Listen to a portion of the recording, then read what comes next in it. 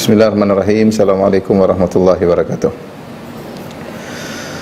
Alhamdulillahi ala ihsani wa syukru lahu ala taufiqihi wa amtinani. Asyhadu an la ilaha illallah wahdahu la syarika lahu ta'ziman li sya'nihi wa asyhadu anna Muhammadan abduhu wa rasuluhu da'ila ridwani. Allahumma salli alaihi wa ala alihi wa ashabihi wa ikhwani. Para ikhwan dan akhwat, para jamaah di Tulung Agung dan juga rekan-rekan sekalian, pemirsa sekalian dimanapun Anda berada. Pada kesempatan yang bahagia ini kita akan bahas tentang bagaimana ya sikap yang seharusnya terhadap rezeki ya, karena kita tahu di antara hal yang menjadikan banyak orang gelisah ya, bahkan terlalu banyak baik di tanah air maupun di mana-mana mereka gelisah tentang rezeki yang mereka cari, kekhawatiran tentang masa depan, kekhawatiran tidak bisa menafkahi anak dan istri,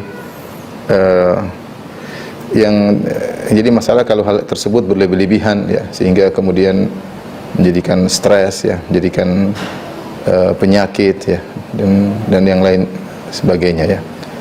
Tentunya ini tidaklah diinginkan dalam syariat Islam, karena Islam telah menjelaskan rizki dicari, diusahakan ya. Kita berusaha dan terlalu banyak ayat menyuruh kita untuk berusaha, tapi kita harus yakin bahwasanya rezeki sudah maktub, sudah tercatat ya, sudah tercatat, sehingga seorang tidak perlu khawatir berlebih-lebihan ke depan dan tidak terlalu ngoyo untuk mencari rezeki, karena ya dia khawatir atau dia ngoyo berlebih-lebihan, tetap saja rezekinya tidak akan berubah ya. Seharusnya apa yang dilakukan, dia berusaha mencari rezeki sebagaimana yang diperintahkan oleh syariat tanpa kekhawatiran berlebihan, seakan-akan tidak percaya kepada Allah yang Maha Pemberi rezeki ya, dan jangan rakus kepada rezeki juga berlebih-lebihan. Maka pada kesempatan ini saya akan menyebutkan hal-hal yang semoga bisa membantu kita untuk tidak terjebak dengan penyakit seperti itu ya, terlalu khawatir yang berlebihan atau terlalu ngoyo dalam mencari rezeki ya. Yang perlu kita ingat bahwasanya rezeki telah dijamin oleh Allah Subhanahu wa taala. Ini Allah yatakaffal bi rizqi ibadihi. Rezeki telah dijamin oleh Allah Subhanahu wa taala.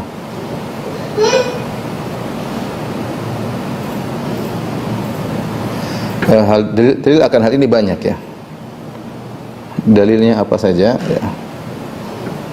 Di antaranya ikhwan dan akhwat yang dirahmati Allah Subhanahu wa taala, yaitu Allah Subhanahu wa taala menyiapkan sarana dan prasarana untuk rezeki.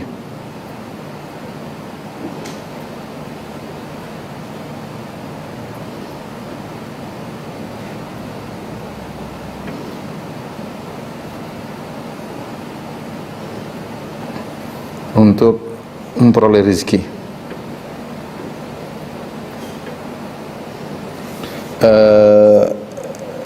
Pertama, Allah menyatakan dialah Maha Pemberi rezeki, dan ini dalil-dalil yang menunjukkan bahwasanya rezeki sudah disiapkan oleh Allah Subhanahu wa taala ya. Pertama, Allah adalah Maha Pemberi rezeki.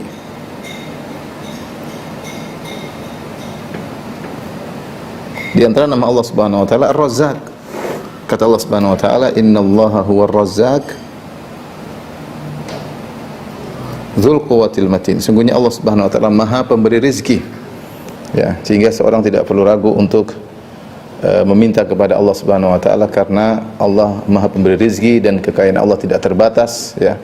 Semuanya mudah bagi Allah Subhanahu wa taala, sebagaimana kata Nabi sallallahu alaihi wasallam, "Ara'aitum ma anfaqa mundzu khalaqas samawati wal ard."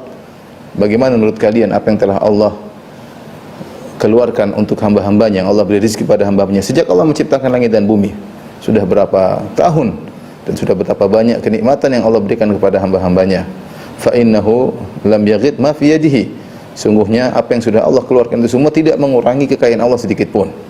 Allah Maha Pemberi rezeki, semuanya mudah bagi Allah untuk memberi rezeki. Cuma tentunya ketika Allah memberi rezeki ada aturannya, ada hikmah yang Allah lihat. Jadi tidak mungkin rezeki itu gampangannya tidak terpenuhi ya, karena Allah Subhanahu wa taala Maha Pemberi rezeki. Kalau ada manusia yang tidak dapat rezeki, kelaparan atau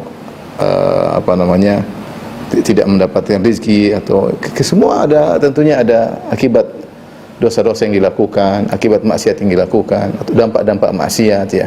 Karena kalau kita melihat sumber rezeki sangatlah banyak. Pertama, Allah Subhanahu wa taala Maha pemberi rezeki. Kemudian Allah Subhanahu wa taala ya telah menjamin ya. Allah menjamin rezeki ya, bagi makhluk-makhluknya. Ya. Seperti firman Allah Subhanahu wa taala, wa ka'ayyin min dabbatin ya. Wa ma min dabbatin fil ardi illa Allah rizquha.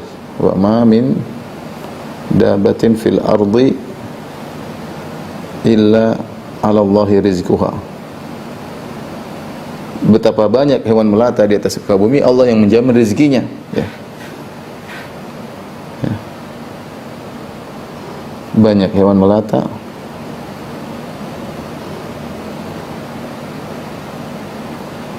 Allah jamin rezekinya ya. Kemudian juga kata Allah Subhanahu wa taala, wa ka'ayyin min dabbatin la tahmilu rizqaha Allahu yarzuquha wa iyyakum. Ini ayat lebih jelas lagi ya. Wa ka'ayyin min dabbatin la tahmilu rizqaha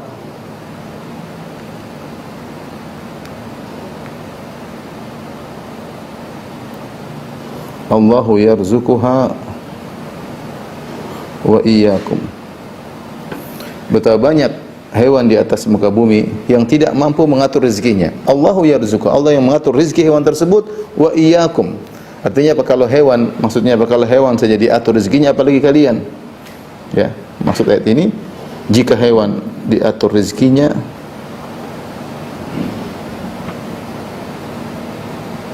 apalagi kalian. Ketika Allah Subhanahu wa taala melarang membunuh anak-anak sebagaimana kebiasaan orang jahiliyah, kata Allah Subhanahu wa taala, wala taqtulu auladakum khasyata imlaq nahnu narzuquhum wa iyyakum. Nahnu narzuquhum wa iyyakum. Kata Allah Subhanahu wa taala, wala taqtulu auladakum khasyata imlaq nahnu narzuquhum wa iyyakum. Janganlah kalian bunuh anak-anak kalian karena takut miskin.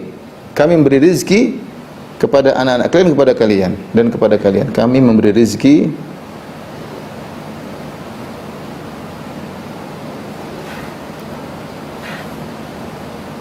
kepada anak-anak kalian dan kepada kalian.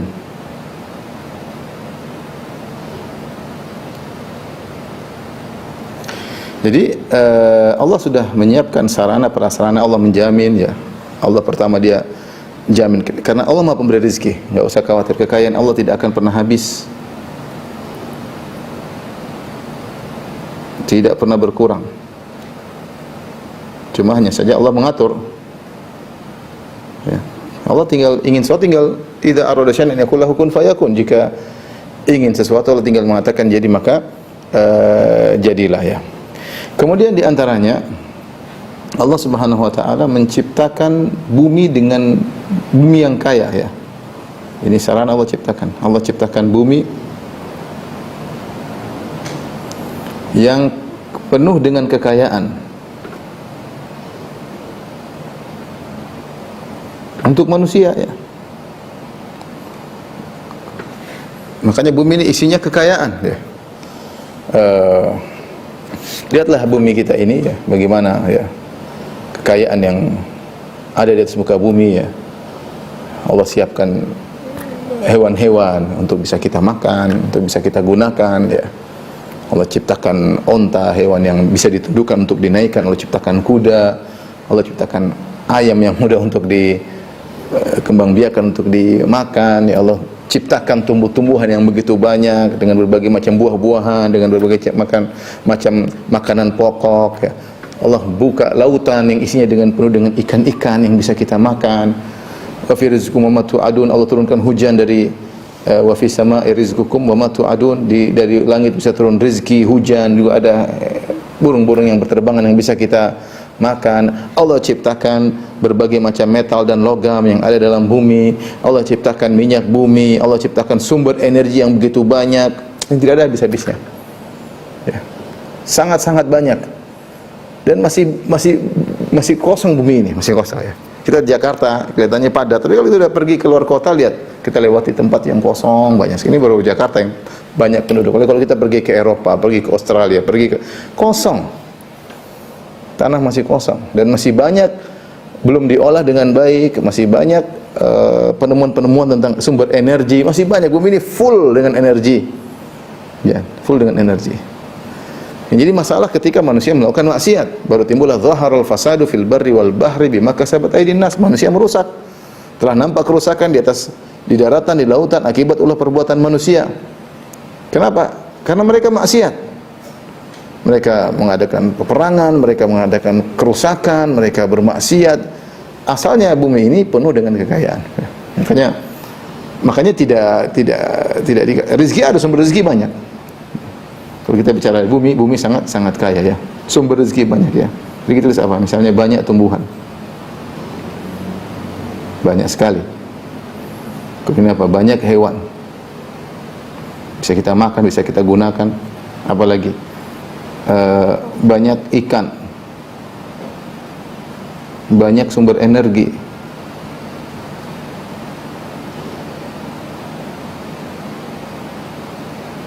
Banyak sumber-sumber rezeki, banyak sekali, tidak ada habis-habisnya. Alhamdulillah. Saya katakan tadi, sebenarnya kalau kita bicara tentang sumber rezeki tidak ada habis. Tetapi terkadang Allah kasih hukuman, ada yang kelaparan akibat perbuatan manusia. Itu aja akibat maksiat yang mereka lakukan. Allah berfirman, "Wa may yuhajir fi sabilillah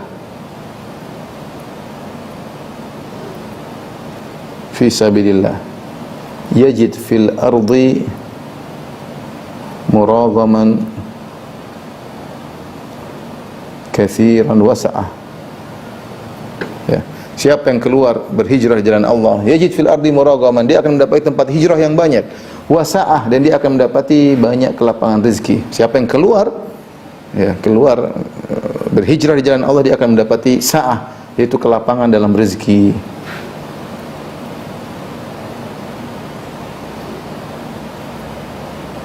Ya, sumber rezeki banyak ya.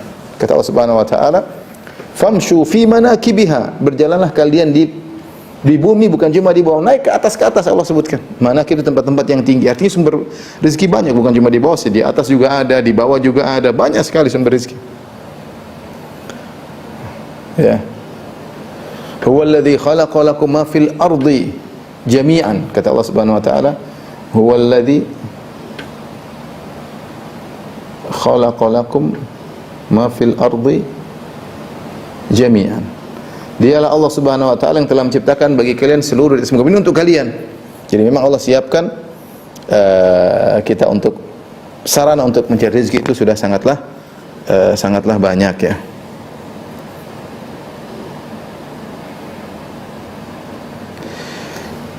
Baik, di antara dalil bahwasanya rizki sudah dijamin oleh Allah Subhanahu wa taala, di antaranya kedua, Allah yang mengatur pembagian rizki.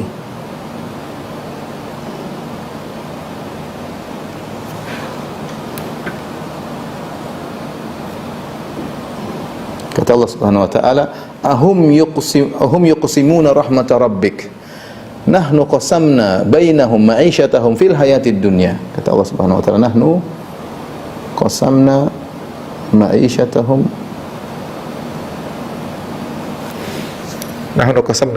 bainahum fil hayatid dunya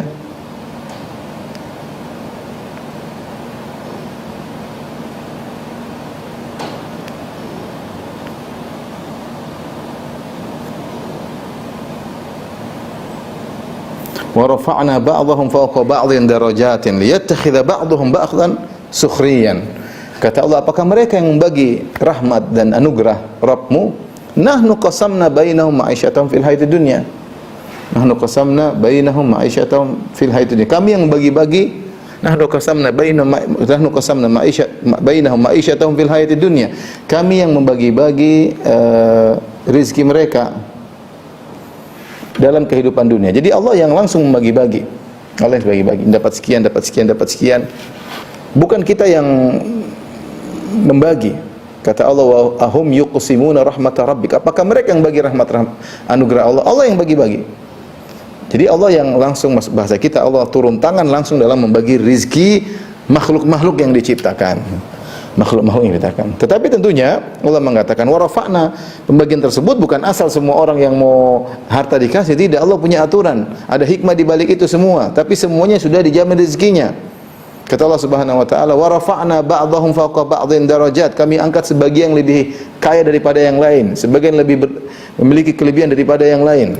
Buat apa? Liyattakhidha ba'dhuhum ba'dhan sukhriyan, agar sebagian membutuhkan yang lain. Dan demikianlah maha adil Allah dan maha hikmah Allah Subhanahu wa taala. Allah bagi.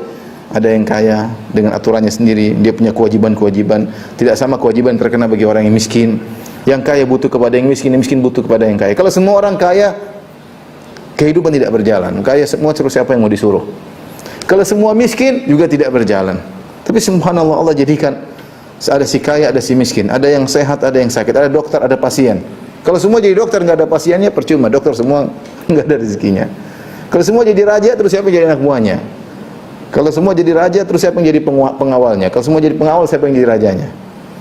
Allah yang maha berilmu dan maha mengatur, maha hikmah dalam memberi rezeki, ya. Makanya dalam ayat ayat yang lain kata Allah Subhanahu wa taala, walau basatallahu ar-rizqa li ibadihi labaghaw fil ardi walakin yunazzilu biqadarihi ma yasha. Ya, kita sebutkan ayat-ayat, maksudnya Allah yang mengatur, tapi pengaturan ini, ya,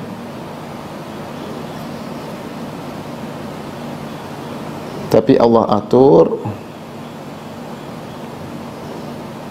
sesuai dengan hikmahnya, sesuai dengan hikmah. Di antara yang memiliki ayat ini misalnya firman Allah Subhanahu wa taala, ya. Walau basatallahu rizqa li ibadihi labaghaw fil ard walakin, ya, yunazzilu biqadari ma yasha.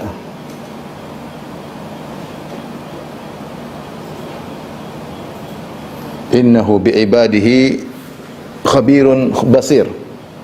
Kata Allah Subhanahu wa taala, kalau Allah berikan rizki dengan dilapangkan kepada seluruh hamba-hambanya, kata Allah, la baghaw fil ard, maka mereka akan melakukan kezaliman di muka bumi. Mereka akan sombong, mereka akan angkuh.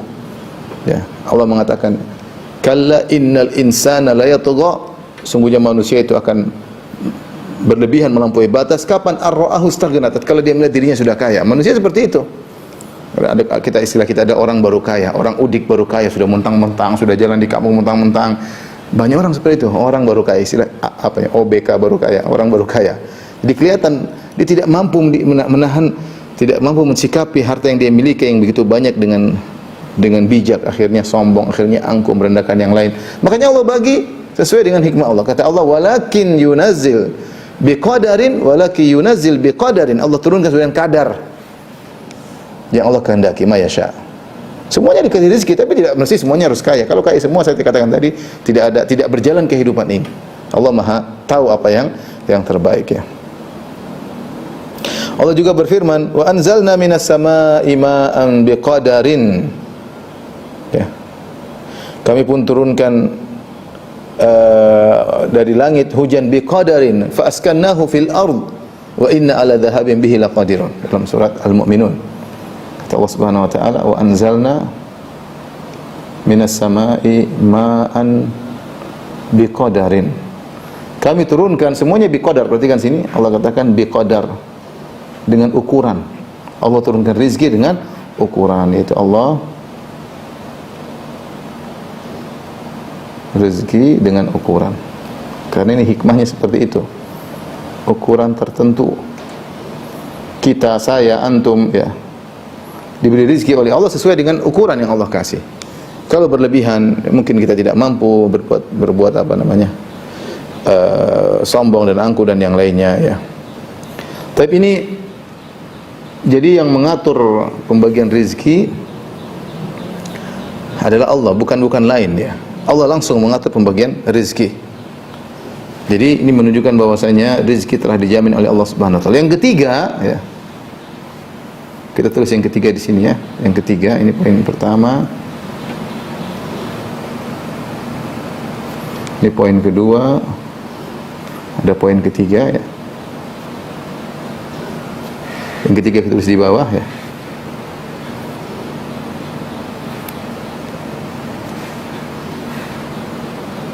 Setelah Allah mengatur langsung, di antara jaminan Allah, Allah pun mencatat. Allah mencatat pembagian tersebut.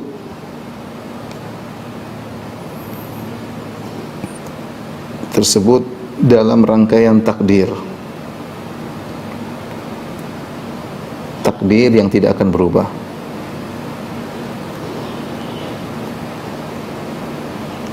Ya, Allah catat, sudah. Rezeki itu sama dengan kematian, ya. Saya katakan, rezeki sama dengan kematian. Persis sama dengan kematian. Sudah ditakdirkan. Kata Allah tentang kematian, "Idza jaa ajaluhum la yastakhiruna sa'atan wa la yastaqdimun." Kalau sudah datang ajal mereka, tidak bisa ditunda, tidak bisa dimajukan. Sama dengan rezeki. Kalau segitu ya segitu. Tidak bisa ditambah, tidak bisa dikurangi. Ya. Tidak bisa dikurangi. Jadi maksudnya sudah terjamin, sudah. Mau apa lagi? Sudah ada rezekinya. Dalam hadis ya, tentang hadis ma'ruf, hadis bin Mas'ud, tentang hadis Shadiqul Masduq. Ya, tentang Nabi bercerita tentang janin dalam perut bumi, hadis yang ma'ruf dalam Arba'in Nawawiyah. Ya, setelah ditiupkan ruh, thumma yursalu ilaihi malak fayanfakhu fir ruh, kemudian dikirimkanlah malaikat untuk meniupkan ruh kepada janin dalam perut ibunya. Wa yu'maru bi arba'i kalimat, kemudian malaikat tersebut diperintahkan untuk mencatat 4 perkara. Bikatbi rizkihi, untuk mencatat rizkinya. Wa ajalihi, untuk dicatat ajalnya. Wa amalihi, dicatat amalnya. Wa syaqiyyun am sa'idin, apakah penghuni neraka atau penghuni surga, dicatat. Malaikat mencatat bikatbi rizkihi. Kata Allah, kata Nabi sallallahu alaihi wasallam, bikatbi rizkihi. Malaikat mencatat rezeki janin. Sudah dicatat rezekinya sekian. Kemudian juga dalam hadis kata Nabi sallallahu alaihi wasallam, "Inna Jibril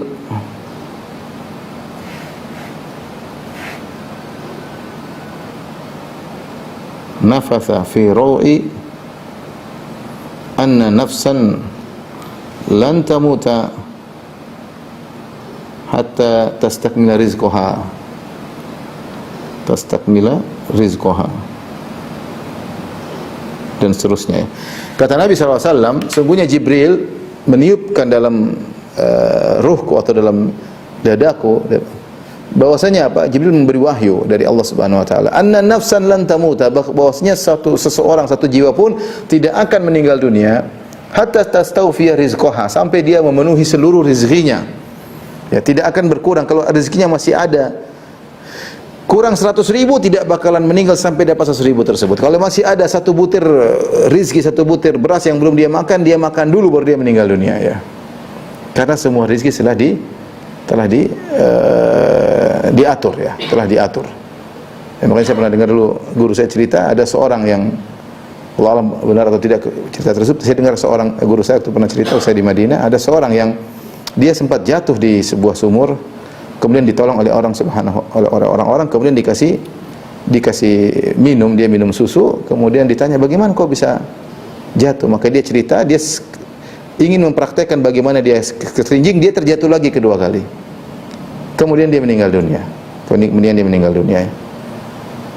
Maka dikatakan tadi dia belum meninggal dunia karena masih ada rezekinya yang belum terpenuhi, yaitu segelas susu, ya, yang belum dia minum, sehingga seorang tidak bakalan meninggal kecuali rezekinya sudah full terpenuhi. Tidak ada rezekinya belum selesai dia meninggal dulu, enggak ada. Ajal dan rezekinya berbanding lurus. Kalau sudah ajalnya meninggal, kapan ajalnya? Ketika rezekinya sudah terpenuhi seluruhnya. Ya.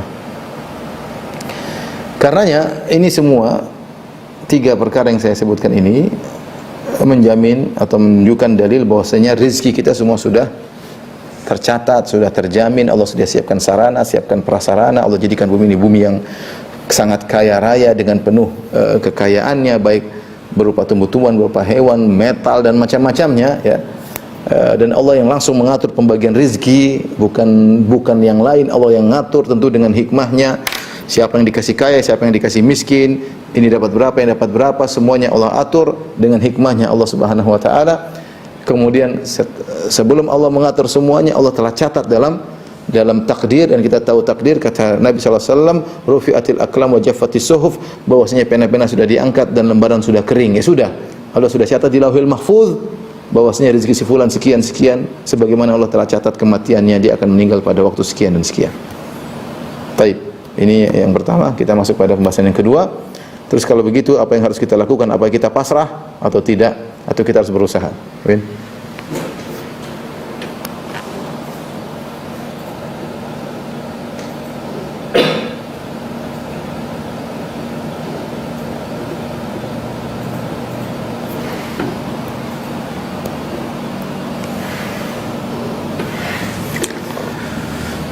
Pembahasan berikutnya,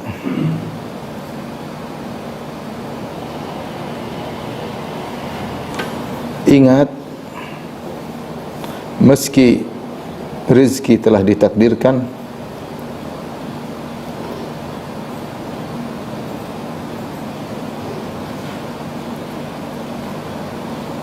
akan tetapi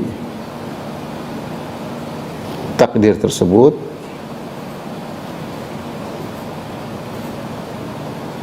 dengan aturan, ya, sebab akibat, ya.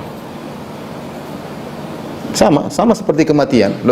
Orang itu mati kenapa? Karena ketabrak mobil. Iya, dia mati karena ketabrak mobil, dan sudah ditakdirkan dia mati karena ketabrak mobil. Matinya sudah ditentukan, tapi Allah takdirkan juga sebabnya, ya. Artinya sebabnya juga ditakdirkan oleh Allah Subhanahu wa taala. Bukan maknanya kalau ajal kita sudah ditentukan, kita sakit nggak usah berobat, kita enggak, ya. Kita makanya kalau kita sakit kan kita berobat, karena itu usaha. Karena kesembuhan ada sebabnya, kematian juga ada sebabnya. Sama, nggak usah jauh-jauh, kita lapar dan kenyang sudah ditakdirkan. Kita lapar jam sekian, kita lapar jam sekian, kita kenyang jam sekian, sudah ditakdirkan. Nah, kalau kita pengen kenyang ada sebabnya kita makan. Kalau pengen lapar ada takdirnya, kita tidak makan. Ya. Semuanya ada sebab dan akibat. Jadi semuanya meskipun sudah ditakdirkan, tapi dengan aturan sebab dan akibat. Karenanya pertama, Allah menyuruh kita untuk berusaha. Syariat. Demikian juga Nabi. Ya. Syariat menyuruh kita untuk berusaha. Kenapa? Karena inna sama'a la tumtir dhahaban, sungguhnya langit tidak menurunkan hujan emas, ya. Ya, kita harus berusaha. Allah dalam ayatnya sebagaimana sudah kita singgung tadi, kata Allah, famshu fi manaqibiha, famshu fi manaqibiha wa kulu min rizqih, wa kulu min rizqih wa ilaihin nusyur. Kata Allah Subhanahu wa taala, berjalanlah kalian di atas muka bumi dan makanlah dari rezeki Allah, kepada Allah kalian akan kembali. Allah suruh famshu, suruh berjalan. Seorang berusaha, bukan cuma nongkrong di rumah diam aja, enggak, berusaha. Pokoknya berusaha berjalan, berusaha jualan lewat internet, berusaha, pokoknya ada usaha untuk cari rezeki. Ya, berusaha untuk mencari rezeki, ya. Dan berusaha tersebut, rezeki tersebut sudah tercatat, tapi dengan usaha, ya, dengan usaha. Kemudian juga Allah mengatakan, fa idza qudiyatis salatu fantashiru fil ard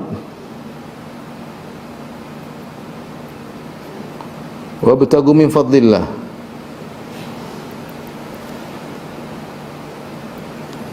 Wadhkurullaha katsiran la'allakum tuflihun. Jika telah selesai salat Jumat, maka bertebarlah di atas muka bumi dan carilah rezeki Allah Subhanahu wa taala. Cari rezeki. Oleh karena para nabi juga mereka berusaha, ya. Mereka berjalan di pasar-pasar, mereka berusaha melakukan jual beli. Wa qalu ma li hadzal rasul ya'kulu at-ta'ama wa yamshi fil aswaq. Kata orang kafir musyrikin Arab, apa ini Nabi Muhammad? Apa itu Muhammad? Makan makanan jalan di pasar. Ya. Wa ma arsalna qablaka minal mursalin illa innahum la ya'kuluna at-ta'ama wa yamshuna fil aswaq. Bukan cuma nabi saja. Kata Allah Subhanahu wa taala, tidaklah kami utus sebelum engkau wahai Muhammad para nabi kecuali mereka makan makanan, mereka berjalan di pasar. Nabi SAW bersabda, la an yahtatiba ahadukum huzmatan, ya, seorang mencari kayu bakar dengan mengambil tali, dia pergi ke hutan, dia tebang kayu, dia ambil, dia jualan kayu bakar tersebut, ya, lebih baik daripada dia minta sama orang lain, ya, fayu'tiyahu am yamna'ahu, apakah dikasih atau enggak, lebih baik dia kerja. Dan demikianlah yang dipahami oleh para sahabat. Mereka tahu bahwasanya ajal sudah ditentukan, rizki sudah ditentukan, tapi mereka berusaha, ya. Jadi berusaha tersebut, tapi ingat, ya, jangan terlalu ngoyo. Karena kalau kita berlebih-lebihan, pasti ada yang kita korbankan. Entah perhatian terhadap anak, perhatian terhadap istri, akhirnya kita, sebagian orang cari ngoyo, tidak sholat dan macam-macam. Ini terlalu ngoyo, nggak boleh. Karena rezeki yang akan datang sama saja. Kantung berusaha, tapi berusaha artinya yang terbaik untuk anak istri, tapi jangan berlebihan sehingga menumbalkan yang lain. Ya, jangan. Sehingga menumbalkan yang lain, tidak boleh. Ini yang tadi kita singgung di awal pengajian. Kemudian jangan khawatir, jangan terlalu khawatir. Tugasmu hanyalah melakukan sebab, tinggal tunggu takdirnya. Jangan terlalu khawatir. Tugasmu melakukan sebab, hanya melakukan sebab.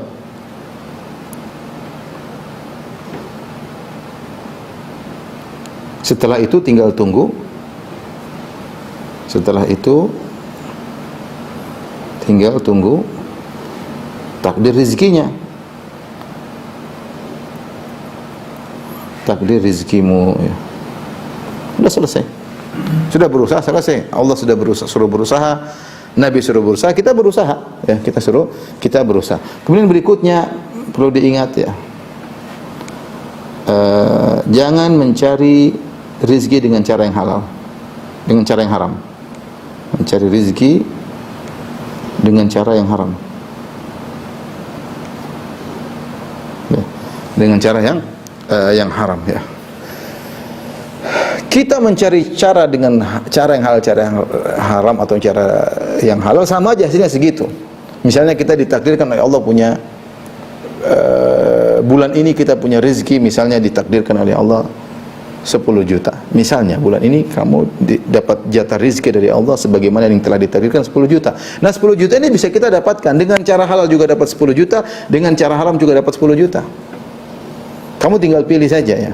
Total rezekimu misalnya selama hidup misalnya 2 miliar, 3 miliar, tetap saja rezekinya segitu. Kamu cara halal, cara haram tetap tidak berubah, 3 miliar, 3 miliar, segitu tidak akan berubah. Maka jangan cari cara yang haram, ya.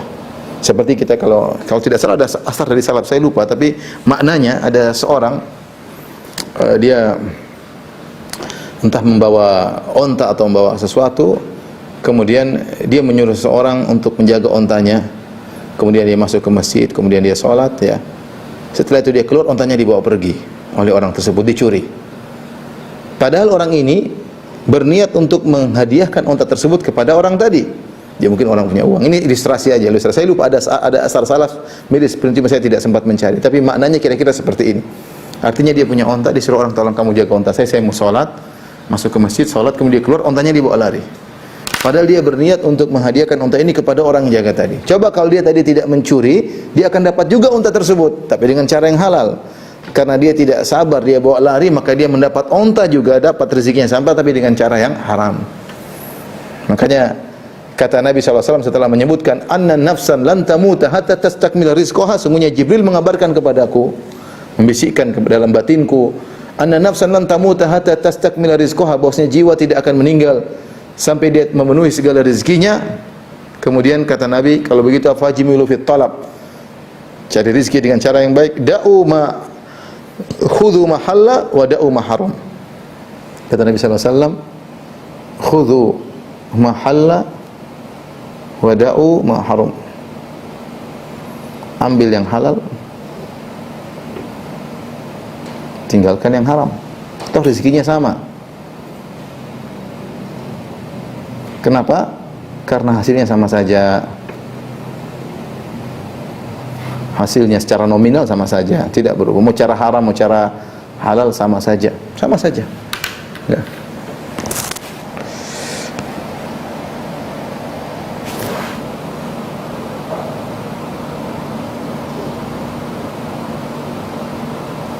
Jadi ini seorang ketika mencari rezeki berusaha untuk dengan cara yang halal, jangan cara yang haram, karena sama saja. Kemudian di antara kita agar tidak terkena dengan qalaq, dengan kegelisahan, ya. Tentunya kita harus memanage. Ini semua sudah ditakdirkan, tapi saya katakan semua dibangun di atas sebab, ya. Manage harta dengan baik, ya. Atur pengeluaran dengan baik.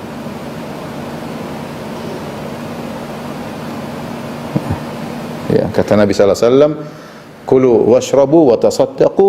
Ya.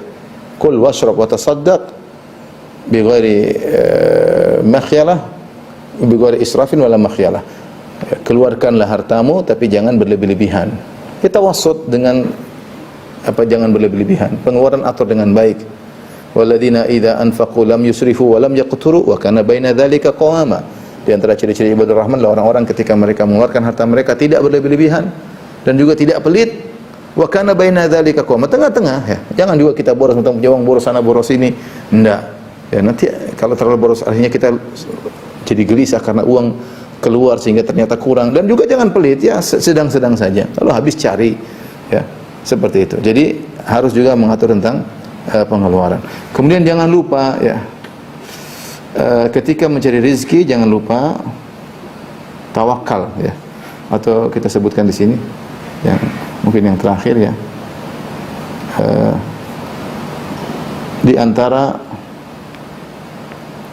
sebab-sebab datangnya rezeki, atau kita katakan sebab-sebab datangnya rezeki ada dua.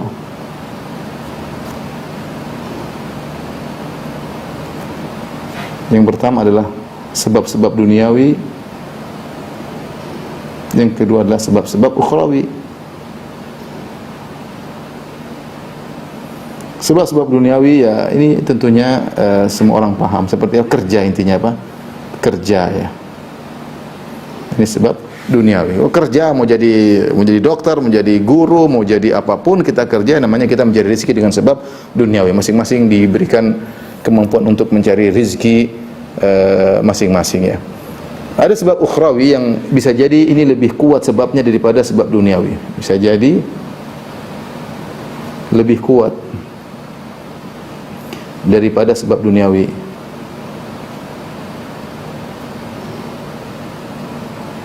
Ya.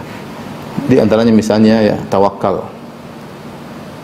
Tawakal ketika mencari rezeki. Tawakal yang tinggi dengan sebab duniawi yang sedikit membuat rezeki mudah untuk datang. Sebagaimana dijelaskan oleh Ibnu Rajab Al-Hambali ketika menjelaskan hadis Nabi, "Lau annakum tatawakkaluna 'ala Allahi haqqa tawakkuli la razaqakum kama yarzuqut tayr taqdu khimasan wa taruhu bitana." Kalau seandainya kalian bertawakal kepada Allah dengan tawakal yang sungguhnya, maka Allah akan beri rezeki kepada kalian sebagaimana Allah beri rezeki kepada burung. Burung pergi dalam kondisi dalam kondisi perut yang kosong, balik sudah kenyang, bahkan dia bawa makan buat anak-anaknya. Makanya Rasulullah SAW pernah menyebut dalam hadis, yadkhulul jannata qaumun afidatuhum ka afidati tayr. Ada satu kaum yang masuk surga karena hati mereka seperti hati burung. Di antara tafsiran para ulama, karena mereka bertawakal sebagaimana tawakalnya burung. Kita berusaha, terkadang kita tawakalnya bukan kepada Allah tapi tawakalnya kepada kerjaan kita, sehingga kadang berhasil tapi tidak terlalu maksimal. Tapi kalau kita sertakan, kita berusaha, tawakal kita kepada Allah, kita lebih percaya kepada rezeki Allah daripada yang sedang kita kerjakan. Ini hanya sebab saya mengerjakan, saya tunggu rezeki dari Allah. Sehingga kata Allah, "Fabtaghu indallahi rizqa." Carilah rezeki di sisi Allah. Artinya jangan kau bertawakal kepada apa yang kau kerjakan. Memang kau pandai ini, kau pandai, tapi rezekimu di atas, bukan itu. Ini cuma sebab, yang kasih rezeki Allah Subhanahu wa taala. Jangan kau sampai salah tawakal. Tawakalnya kepada sebab, bukan kepada pemberi akibat, yaitu Allah Subhanahu wa taala. Maka tawakal yang benar ini mudah untuk berizki. Ini masalah ukhrawi, keyakinan. Ya seperti saya berusaha rezeki di sisi Allah Subhanahu wa taala. Di antaranya sedekah, ya. Ya. Sedekah, kata Allah Subhanahu wa taala, ya ibna Adam anfiq unfiq alaik, wahai anak Adam berinfaklah, aku akan berinfak kepadamu, ya. Kau berinfak, Allah kasih. Kau berinfak, Allah kasih. Allah kasih dunia sebelum di akhirat. Niatnya karena Allah. Niatnya karena Allah. Tapi otomatis orang berinfak, bersedekah akan dimudahkan urusannya di dunia. Kata Nabi SAW, ma naqasat sadaqatun min mal. Bahwasanya sedekah tidak mengurangi harta. Kata sebagian ulama, bahkan menambah. Bahkan menambah, ya. Syaitan datang, asyaitanu ya'idukumul faqar. Syaitan menakut-nakuti kamu, jangan sedekah nanti kamu miskin. Enggak, ini sedekah sebab kita dapat rezeki. Yang bilang Nabi SAW, mana kasat sadaqatun mal, sedekah tidak mengurangi rezeki. Jangan dengar syaitan. Bismillah. Tapi semuanya ada aturannya tentunya, jangan berlebihan. Ya, bersedekah semampunya. Ya seperti itu. Di antaranya silaturahmi. Di antara tafsir para ulama, banyak tafsir, yaitu sabda Nabi SAW, man ahabba an yubsata lahu rizqi wa yunsa'a fi athari falyasil rahimah. Siapa yang dilapangkan rezekinya dan dipanjangkan umurnya, sambung silaturahmi. Maksudnya di antara sebab kamu dapat rezeki yang banyak, sambung silaturahmi. Perhatikan kakak, perhatikan adik, perhatikan keponakan, perhatikan tante, om, perhatikan ayah dan ibu yang lebih utama. Jangan malas untuk silaturahmi. Telepon mereka, kunjungi mereka. Sekarang sarana komunikasi banyak. Kalau ada hadiah, beri kepada mereka. Ada mereka butuh bantuan, beri kepada mereka. Rezeki akan datang dari arah yang kau tidak sangka-sangka. Wa may taqillaha ja'al lahu makhraja. Saya yang bertakwa kepada Allah, Allah berikan dia jalan solusi. Wa yarzuquhu min haitsu la yahtasib. Dan Allah berikan dia rezeki dari yang tidak sangka-sangka. Makanya Syekh Utsaimin mengatakan rahimahullah, kalau Anda mendapat rezeki dari yang tidak sangka-sangka, tanda engkau bertakwa. Artinya apa? Seorang terkadang dapat rezeki gara-gara dia melakukan hal-hal yang ditawakal, percaya sama Allah, silaturahmi. Dia bertakwa dalam hal itu, Allah kasih rezeki di luar daripada yang dia persangkakan. Jadi inilah ikhwan dan akhwat yang rahmatillah semua, teman-teman di Tulung Agung dan juga para pemirsa, bahwasanya benar kita ketika mencari rezeki, kita harus yakin rezeki sudah ditentukan. Tapi bukan berarti kita pasrah cuma tinggal di rumah, malas-malasan, cuma doa saja, enggak benar. Kenapa? Karena langit tidak menurunkan emas, ya. Allah ketika mentakdirkan seperti rezeki, seperti kematian, Allah juga mentakdirkan sebab-sebabnya. Allah mentakdirkan juga sebab-sebabnya. Kematian ada sebab-sebabnya. Ya ta'addatil asbab wal mautu wahid. Meninggal banyak dan sebabnya satu. Sama rezeki juga banyak. Sebab-sebab rezeki juga banyak, ya. Ya, jadi meskipun rezeki sudah ditakdirkan, takdirkan juga dengan apa? Dengan sebab. Maka di antara kita meyakini akan hal kita tidak terlalu risau. Kita berusaha.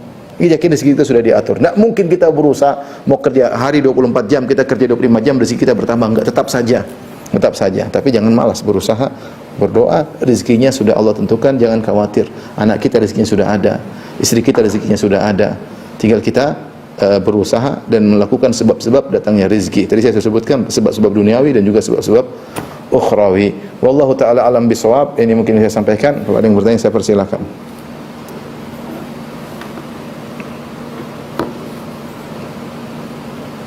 Jazakallahu khairan Ustaz atas pemaparannya yang luar biasa. Saya akan mulai untuk sesi pertanyaan, akan saya lakukan untuk yang raise hand terlebih dahulu. Ini kepada di Rahmat Wijaya. Bisa disampaikan untuk pertanyaan untuk kami, silakan. Silakan. Waalaikumsalam warahmatullahi wabarakatuh. Wa fiik. Saya seorang pensiunan. Uang pesangon saya cukup lumayan, alhamdulillah. Uang apa yang lumayan? Uang pesangon alhamdulillah lumayan, Ustaz. Sekarang uangnya lumayan, alhamdulillah. Ya, alhamdulillah. Ya, cuman saya tidak tahu kapan saya mati, Ustaz. Ya. Dan selama saya hidup saya tidak mau berganti kepada orang lain, misalnya kepada anak atau apa gitu. Cuman saya khawatir kalau saya nanti meninggal masih banyak tersisa harta kita. Pertanggung jawabnya di sisi Allah seperti apa? Maka pertanyaan saya adalah, apakah harta saya itu saya sudah sedekahkan semua, atau saya gunakan sedikit-sedikit sampai habis, tapi saya tidak tahu jak mana yang lebih dulu, saya mati dulu atau harta saya habis dulu. Mohon nasihatnya, Ustaz. Wallahu a'lam bishawab. Karena artinya Bapak sekarang sudah tidak bekerja, sudah pensiunan lah gampangannya gitu ya. Tapi rezeki ya. Jadi kalau saya alhamdulillah, jangan kita bergantung kepada anak. Anak kita alhamdulillah ya. kita tidak minta-minta juga pada anak ya. Tetapi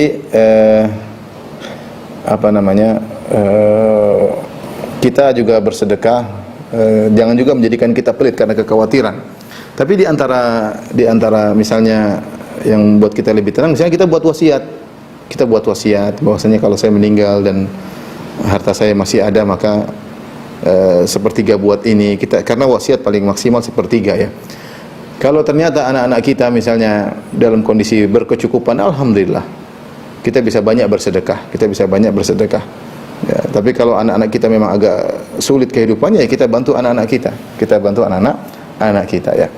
Jadi intinya tetap sedekah, jangan kalau harta berlebihan ya, kita sedekah yang maksudnya yang kita perkirakan, bukan kita sedekah semuanya juga akhirnya kita miskin, akhirnya kita sama orang, kita perkirakan, alhamdulillah. Kalau Bapak juga mau misalnya melakukan sebab cari rezeki dengan membuat usaha kecil-kecilan, yang penting ada kegiatan, ya silakan juga dengan niat kalau saya dapat untung, saya untuk sumbangkan di jalan Allah, itu bagus.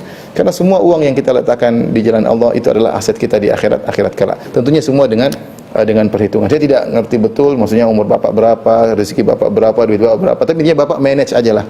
Manage diantaranya dengan membuat wasiat. Kalau kira-kira uang sangat banyak, sumbangkan ya. Alhamdulillah kalau untuk makan kira-kira saya cukup. Saya kalau masih hidup 20 tahun lagi segini cukup. Sisanya sudahlah saya sedekahkan sambil mungkin saya berusaha, kalau bisa buka usaha tidak jadi masalah. Niatnya usaha tersebut kalau dapat keuntungan ya, selain untuk makan anak istri, untuk disedekahkan di jalan Allah Subhanahu wa taala. Sehingga ketika kita fokus untuk berusaha, bekerja, semuanya pahalanya di sisi Allah Subhanahu wa taala. Ya, karena kita alhamdulillah sudah berkecukupan, kita buka usaha yang niatnya untuk akhirat kita.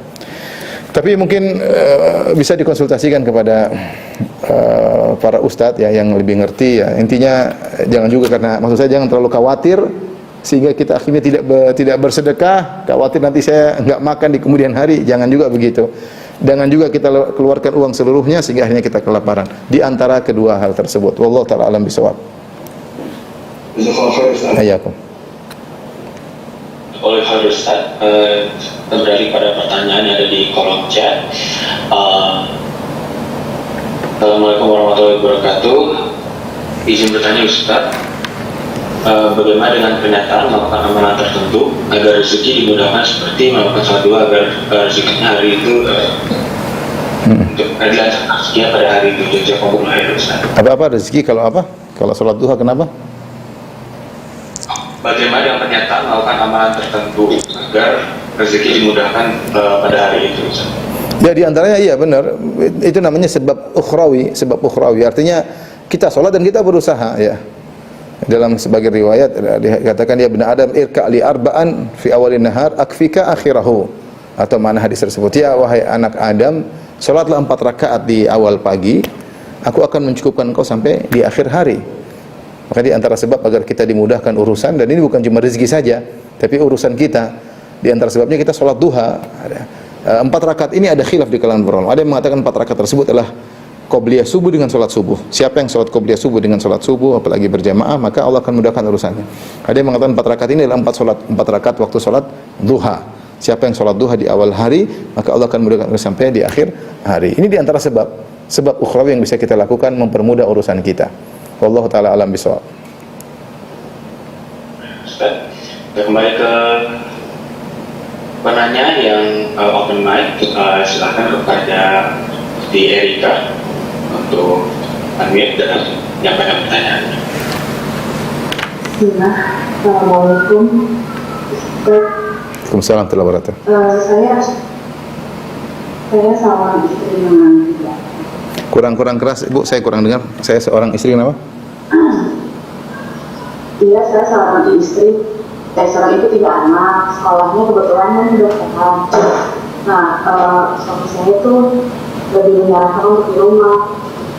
Itu tentang ilmu saya akan bisa Allah juga apa? digunakan Ustaz. Tentang ilmu saya kenapa? Akan bisa tidak, jawabannya saya tidak digunakan. Ilmu Ibu tentang apa? Kedokteran. Kedokteran. Oh. Terus tanggung jawab saya kepada orang tua yang sudah membiayai itu dan berharap banyak, itu gimana? Enggak ada masalah, coba diskusi sama suami. Tentu yang suami ingin yang terbaik bagi ibu yang pertama, karena kerja itu namanya kerja berat. Suami merasa itu tanggung jawab saya. Tapi kalau misalnya alhamdulillah anak-anak bisa keurus, kemudian kita bilang sama suami, alhamdulillah kita ada pembantu, saya bisa ngurus, anak-anak masih bisa saya handle ya. Tidak mengapa misalnya membuka praktek kedokteran di rumah untuk melayani pasien wanita saja misalnya ya. Tapi itu semua atas izin suami ya. Atas izin suami. Diskusi sama suami agar kita menjalani kehidupan rumah tangga dengan nyaman ya. Saya juga ingin mudah-mudahan kalau dengan saya kerja saya bisa membantu orang tua saya. Orang tua saya berharap untuk ilmu yang sudah saya pelajari selama ini dengan biaya mereka agar saya bisa timbal balik, saya bisa bantu mereka ya. Intinya diskusi. Tapi kalau suaminya bilang tenang, saya sudah kaya, saya bisa bantu orang tuamu, kamu di rumah aja, ya tetap kita nurut sama suami. Enggak ada masalah, tidak ada pertanggungjawaban karena kita disuruh oleh Allah untuk taat kepada suami. Ya, kita jadi tidak, maksudnya jangan khawatir saya sudah berdosa karena sudah belajar jadi kedokteran tidak dipraktekkan. Enggak ada masalah. Kita disuruh untuk nurut kepada suami. Tapi tadi coba ibu diskusikan dulu.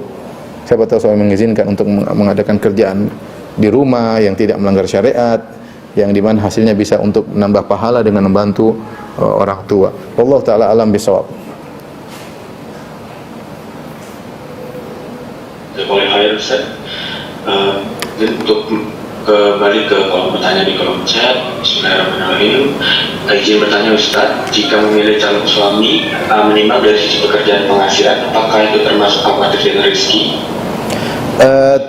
Tidak juga ya, itu di antara sebab ya kita pengin tentunya yang pertama lihat agamanya. Ya, agamanya kita kalau ada pilihan satu beragama mungkin kekurangan, satu beragama berkecukupan ya kita pilih yang berkecukupan, itu suatu yang wajar. Suatu yang wajar ya. Sehingga dengan sebab misalnya calon suami memiliki pekerjaan yang cukup matang sehingga kita bisa konsen untuk beribadah, kita bisa konsen untuk yang lainnya, tidak. Itu di antara sebab tidak jadi masalah. Tapi kalau ada dua pilihan, satu soleh, kemudian dia mungkin tidak begitu kaya, yang satu kaya tapi tidak soleh, kita pilih yang soleh. Kita pilih yang soleh. Tapi memilih, karena Nabi SAW dalam satu hadis ketika Fatimah binti Qais radhiyallahu taala anha dilamar oleh dua orang. Yang pertama adalah Abu Jaham, yang kedua Muawiyah. Dia mengatakan jangan nikahi mereka berdua. Adapun Abu Jaham dharrabun lin nisa, suka mukul istri. Wa amma Muawiyah fasu'lukun la malalahu. Adapun Muawiyah miskin. Rasulullah sebutkan jangan dulu, dia terlalu miskin, dia mungkin tidak mampu. Artinya makanya kan kita perlu lihat demi namanya kafaah. Ya, karena kalau ketidakcocokan juga, yang misalnya wanita ini biasa hidup dalam kemanjaan dengan orang tuanya, tiba-tiba menikah dengan seorang yang mungkin tidak mampu biasanya melayani kebiasaan istrinya, kadang-kadang terjadi cekcok dalam rumah tangga. Maka Nabi SAW mengatakan kepada Fatimah binti Qais, Muawiyah jangan, karena dia tidak punya harta. Ingkahi Usamah, nikahlah dengan Usamah, nikahlah dengan Usamah. Di sini Rasulullah menyuruh untuk, karena semuanya soleh. Ya, cuma Rasulullah suruh melihat juga, memandang sebab di antara bisa kebahagiaan adalah sebagaimana Rasulullah SAW mengatakan arba'un minas sa'adah, 4 perkara yang membahagiakan. Di antaranya adalah baitun wasi', rumah yang luas ya. Rumah yang luas, al-markabul hani, kendaraan yang enak untuk ditunggangi, al-jarus saleh, tetangga yang baik. Di antaranya kalau suami kita memiliki harta yang baik ya kita bisa lebih nyaman. Tapi tadi yang paling utama adalah kesolehan. Kalau dua-duanya soleh, tidak mengapa kita memilih yang berkecukupan yang bisa menanggung kehidupan kita. Wallahu taala alam bisawab. Mungkin pertanyaan terakhir. Kalau boleh Ustaz. Ya. Untuk pertanyaan terakhir saya persilahkan dari raise hand. Ini Rahmat yang tadi atau berbeda? Coba saya persilahkan kepada saudara Rahmat.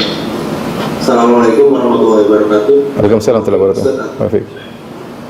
Ustaz ingin bertanya terkait dengan rezeki, apakah persepsinya hanya berupa materi Ustaz? Alhamdulillah saat ini saya dan istri sedang dalam isolasi mandiri karena COVID. Apakah bisa dikatakan rezeki saya hilang atau saya tidak bisa mencari rezeki atau bagaimana Ustaz? Dan kalau jazakumullah khair.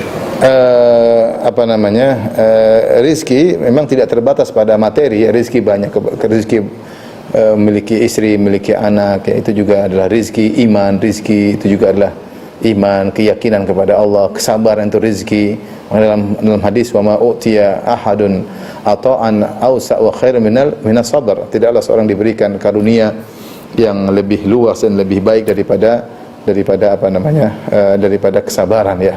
Daripada kesabaran, ya. Meskipun kalau kita bicara rezeki konotasinya selalu kepada rezeki materi, ya. Tapi sebenarnya kalau kita bicara sungguhnya rezeki itu luas, ya, bukan hanya terbatas pada materi. Mungkin ada seorang kehidupannya pas-pasan, rumahnya mungkin kecil tapi dia bahagia. Istrinya soleha, senyuman selalu dia dari istrinya, anak-anaknya nurut, dia juga bisa beribadah kepada Allah, ya.